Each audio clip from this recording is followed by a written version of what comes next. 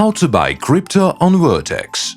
If you already have an account on Vertex, the easiest way to buy crypto is to click on the Buy tab, which will take you to all the current offers.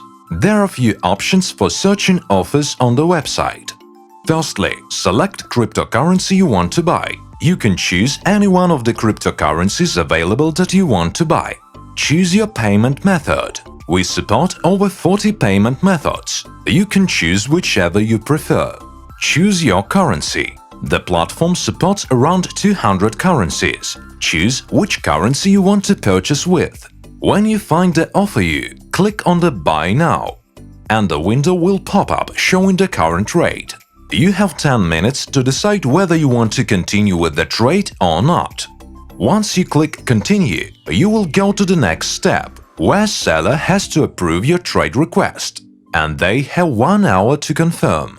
When the seller accepts your trade, crypto will be frozen on their Vertex wallet, or the seller will deposit crypto into the escrow wallet. The system will ask you to pay for the crypto only after the seller has deposited escrow. You should not pay for the crypto until the seller has made the escrow. You have 4 hours to make a payment. After you pay for your crypto, click I have paid.